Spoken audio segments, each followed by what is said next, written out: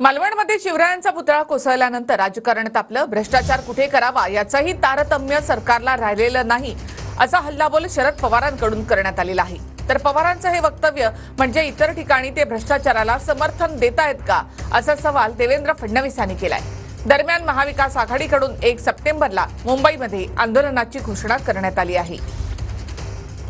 आज उद्धव राहण्यासाठी दिसते, कुणी सांगतं वाऱ्याचा वेग होता, आणखी काय करायचं। जिथं प्रधानमंत्री स्वतः जाऊन आले, त्यांच्या हस्ते आंदोलन झालं।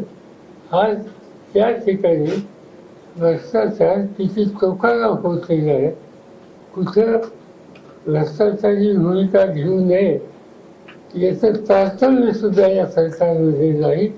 शरद पवार साहेब ज्येष्ठ नेते आहेत, त्यांना हे देखील माहिती आहे की हा पुतळा नेव्हीने तयार केलेला आहे, हा काही राज्य सरकारने तयार केलेला नाही।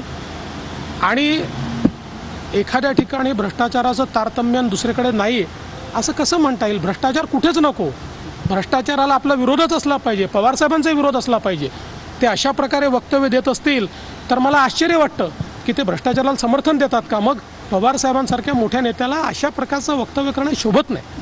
त्या रविवारी म्हणजे 1 तारखेला दुपारी 11च्या सुमारास हुतात्मा स्मारकाला वंदन करून तिथून आम्ही सगळेजण गेटवे ऑफ इंडियाला जो छत्रपती शिवाजी महाराजांचा पुतळा उभारलेला आहे, आता तो पुतळा उभारून सुद्धा किती वर्षे झाली तरी सुद्धा तो पुतळा मजबूतीने उभा आहे। या पुतळ्याच्या समोर आम्ही सगळे जमणार आहोत आणि ह्या निर्ढावलेल्या सरकारचा निषेध करण्यासाठी सरकारला जोडे मारो हा कार्यक्रम आम्ही तिकडे करणार आहोत। कोणीच राजकारण करू नये असं माझं मत आहे। पहिल्यांदा तर निश्चितपणे ही घटना आपल्या सर्वांकरता कमीपणा आणणारी घटना आहे, अतिशय दुःखद घटना आहे। पण त्याचवेळी अशा प्रकारची घटना झाल्यानंतर एकतर त्याची योग्य चौकशी झाली पाहिजे, कोण दोषी आहेत त्या दोषींवर कारवाई झाली पाहिजे आणि तिथे भव्य पुतळा उभारला गेला पाहिजे।